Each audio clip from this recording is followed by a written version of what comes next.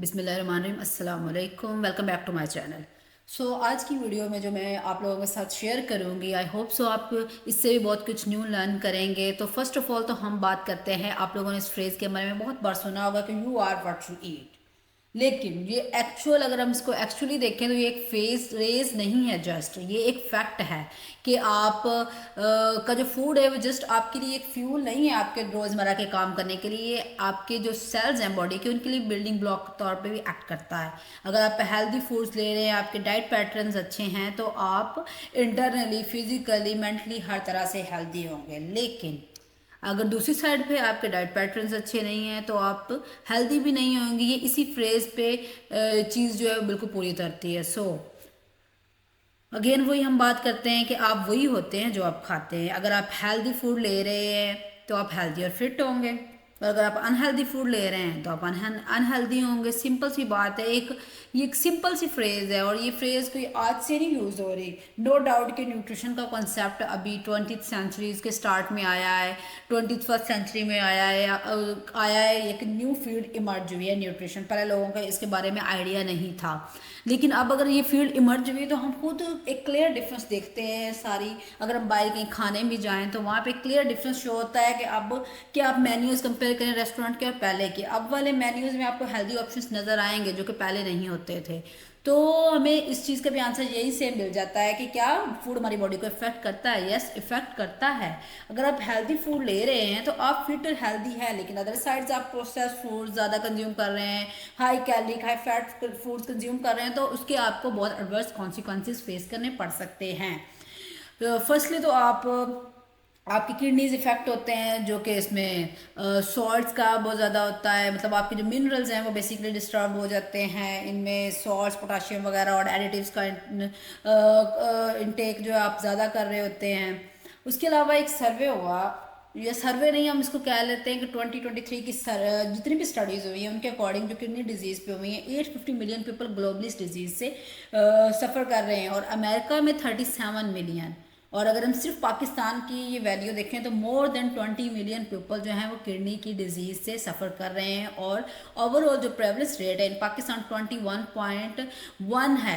लेकिन बल्कि जो अभी न्यू स्टडीज़ आ रही हैं वो तो ये भी रिजल्ट शो करवाती हैं कि 29% से भी क्रॉस कर गया है prevalence rate of kidney disease का।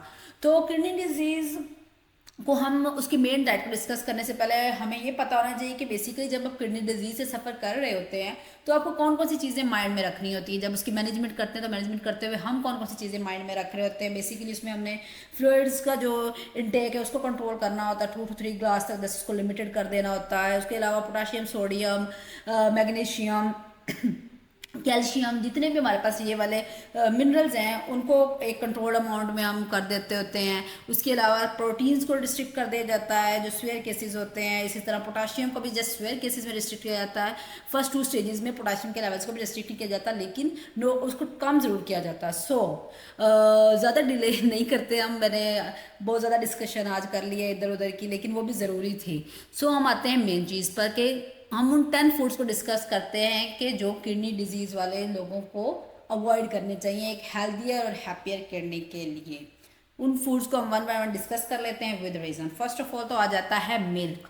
अब मिल्क को अवॉइड करने की रीज़न क्या है? मिल्क तो हमारा ये कॉन्सेप्ट है, हमने बहुत बार बुक्स में भी पढ़ा होगा, इधर उधर सुना भी होगा कि एक कंप्लीट न्यूट्रिशन होती है, इसमें तो सारी चीज़ें होती हैं और एक हेल्दी चीज़ है। हाँ, एक हेल्दी चीज़ है, लेकिन एक हेल्थ नॉर्मल पर्सन के लिए, उसके लिए इसके अलॉट ऑफ बेनिफिट्स हैं। लेकिन जो किडनी डिजीज से सफ़र कर रहा है मिल्क, उसके लिए क्या अनहेल्दी ऑप्शन बन जाता है। वो कैसे? उसमें अनहेल्दी ऑप्शन इसलिए बनता है कि इसमें कैल्शियम, सोडियम, पोटाशियम, इनके लेवल्स बहुत ज़्यादा हाई होते हैं। और ये क्या होता है, जब आपकी किडनी ऑलरेडी डैमेज है, प्रॉपरली फंक्शन नहीं कर रही होती, तो इन मिनरल्स का जो है बिल्डअप इन ब्लड में हो जाते हैं। ब्लड में इनके कॉम्बिनेशन स्टार्ट हो जाती है। ठीक है, उसके बाद किडनीज जो होती हैं ना, इनको प्रॉपरली रिमूव नहीं कर पा रही होती, उनका फिल्ट्रेशन प्रोसेस प्रॉपरली नहीं हो रहा होता। तो उसकी वजह से आपकी जो किडनी डिजीज़ है और सिवियरिटी की तरफ जा सकती है, आपको ज़्यादा फेटल कॉन्सिक्वेंसेज फेस करने पड़ सकते हैं। अब सेकंड चीज़ हमारे पास आ जाती है एवोकाडो। एवोकाडो को भी अगर हम इसको नॉर्मली देखें तो इसके अलॉट ऑफ बेनिफिट्स है। ये कैंसर, स्ट्रोक्स, इन चीज़ों से प्रिवेंट करने में हेल्प आउट करता है। एथलीट्स के लिए एक अच्छा ऑप्शन है और इसको भी फुल न्यूट्रिशन कंसिडर किया जाता है। लेकिन किडनीज पेशेंट में ये अवॉइड करने की रीज़न ये होती है कि हाई इन पोटाशियम होता है। पोटाशियम को नो डाउट हम पहली 2 स्टेजेस के बाद रिस्ट्रिक्ट करवाते हैं, लेकिन उसको ध्यान रखना पोटाशियम का भी ज़रूरी होता है। उसको एक प्रॉपर अमाउंट में 2 to 3 ग्राम या एक प्रॉपर लेवल तक हमें लेना होता है, उससे ज़्यादा हम नहीं ले सकते जो किडनीज से सफ़र कर रहे होते हैं। उसके बाद आ जाता है हमारे पास थर्ड चीज़, ब्रेड मीट। अब रेड मीट भी, इससे बहुत सारी डिलीशियस डिशेस बनती है, किसको पसंद नहीं होता, सारे लोग बहुत शौक से खाते हैं, डिफरेंट फॉर्म्स में इसको कंज्यूम किया जाता है।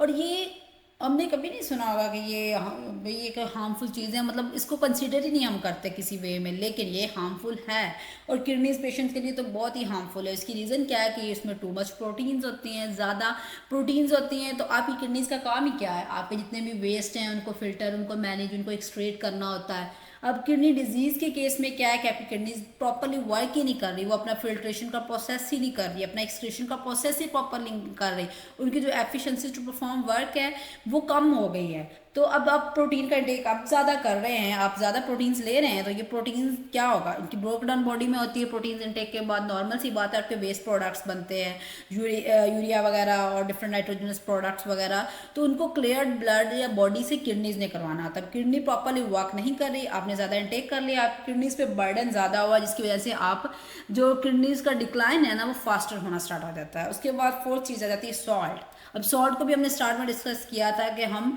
इन सारे कौन कौन से मिनरल्स को माइंड में रखेंगे। तो सॉल्ट यूजुअली हम अगर फूड्स में ऐड नहीं करें तो एक हमें टेस्टलेस सा फूड मिलता है, लेकिन सॉल्ट को भी एक मॉडरेशन में आप ऐड करें। अब ऐड करें, हम रिस्ट्रिक्ट नहीं करवा रहे हैं आपको, लेकिन आप उसको एक मॉडरेशन में, जो कि रिकमेंडेड है, जो अमेरिकन यूएसए पैरामेड के अकॉर्डिंग रिकमेंडेड है 2 to 3 ग्राम, और स्वेयर केसेस में हम उसको 1 से 2 तक भी लेके चले जाते हैं। तो जस्ट आपने उन रिकमेंडेशन को माइंड में रखना है। तो ये भी एक बहुत ही डेंजरस चीज़ है कि आप सॉल्ट, किडनी डिजीज़ वाले टू मच सॉल्ट का इंटेक कर रहे हो तो हार्मफुल होता है, उनकी बॉडी में जाके ये बिल्डअप होगा और डिफरेंट क्या होता है जी, आपका ब्लड प्रेशर राइज होता है, ब्लड प्रेशर राइज होने के बाद आप फिर हार्ट डिजीज़ की तरफ भी चले जाते हैं। किडनीज तो ऑलरेडी डैमेज हैं और उसको भी और फैटल कॉन्सिक्वेंसेज फेस करने पड़ेंगे, लेकिन उसके साथ साथ आप डिफरेंट हार्ट प्रॉब्लम्स की तरफ से जा रहे हैं। फिफ्थ हमारे पास फोड़ा जाता है पीनट बटर। अब पीनट बटर तो एक अच्छी चीज़ है, आप इसको भी कहेंगे कि इसमें तो न्यूट्रिशनस चीज़ है, इसको कॉमनली ब्रेड्स और ब्रेड्स पे बड़े मज़े से लगा के खाया जाता है, लेकिन इसको भी अवॉइड करने का रीज़न है कि हाई इन फॉस्फोरस होता है। और ये फॉस्फोरस क्या करेगा, जाके आपकी बोन से जो कितना कैल्शियम है ना उसको भी एक्सट्रैक्ट कर लेगा, क्योंकि हमें पता है कि कैल्शियम और फॉस्फोरस का बैलेंस बॉडी में ज़रूरी होता है, एक मेंटेनेंस होती है ना। अब एक चीज़ ज़्यादा हो गई है, एक चीज़ कम है, तो वो उसको भी जाके ख़राब करेगा, और जिसकी वजह से आपकी जो बोन्स हैं वो वीक होंगी, इनकी स्ट्रेंथ कम हो जाएगी। तो ये वाले इश्यूज भी आपको फेस करने पड़ेंगे।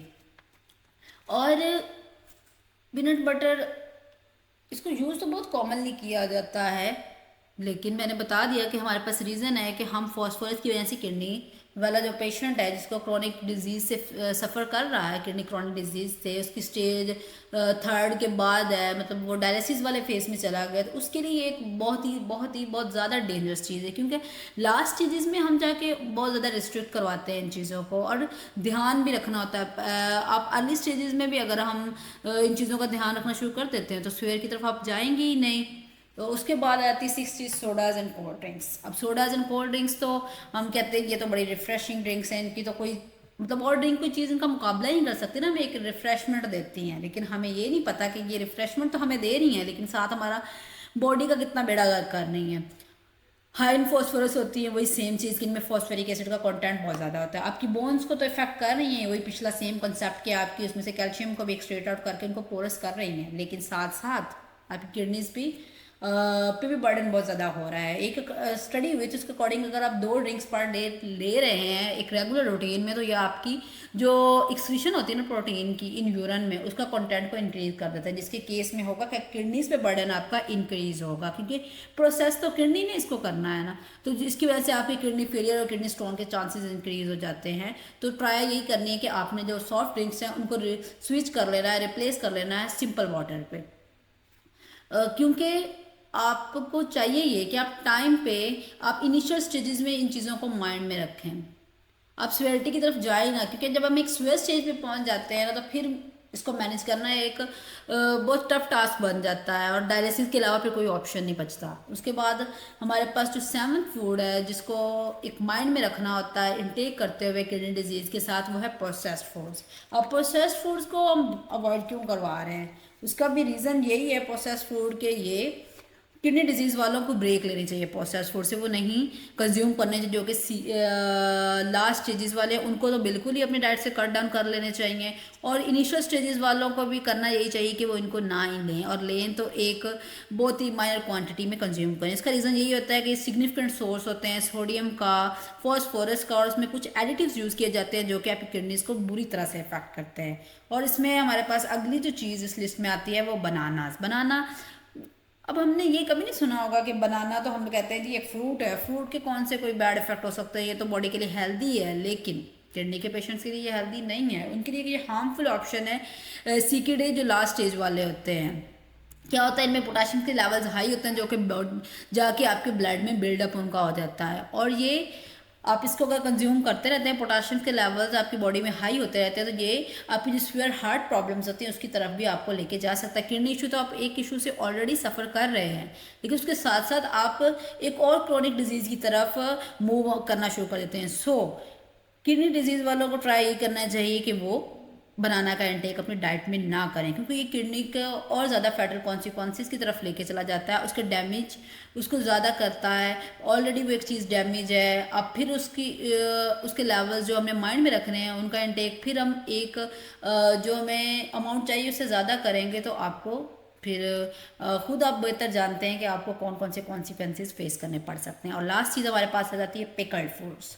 पिकल्ड फूड में क्या होता है, पिकल्ड फूड को अवॉइड करने का भी रीज़न यही है कि आपको पिकल फॉर्म में फूड, कुछ लोग हैं वो बड़े शौक से खाते हैं, हम कहते हैं जी ये तो एक बड़ी अच्छी चीज़ है। एक प्रिजर्व करने का मेथड भी है कि आपके पास फूड्स ज़्यादा देर तक आप प्रिजर्व करके रख सकते हैं, लेकिन पिकल्ड फूड्स जो होते हैं ये भी लोडेड होते हैं सोडियम के साथ, और सोडियम जो है हम अच्छी तरह जानते हैं कि किडनीज़ के लिए एक अच्छी चीज़ नहीं है, क्योंकि सोडियम अब है तो वाटर रिटेंशन करवाने में करता है। अब वाटर रिटेन ज़्यादा हो रहा है तो ज़्यादा वेस्ट भी प्रोड्यूस होगा, और किडनीज पे बर्डन ज़्यादा इंक्रीज़ होगा। तो जब हम किडनी हेल्दी है ही नहीं, ऑलरेडी वो वर्क नहीं कर रही हैं, तो सोडियम ले रहे हैं उसके साथ वाटर भी रिटेन हो रहा है, तो एक्स्ट्रा बर्डन बिल्ड होगा, जिसकी वजह से बॉडी को और भी different consequences like swollen ankles वगैरह, और ब्लड प्रेशर इंक्रीज हो जाता है, एडिमा का इशू फेस करना पड़ सकता है। सो इसलिए ट्राई करना है कि हमने इन सारे फूड्स को अपनी डाइट से एलिमिनेट कर लेना है अगर आप किडनी डिजीज से सफ़र करें। So thank you for watching my video, don't forget to like, comment, share and subscribe. अल्लाह हाफिज़।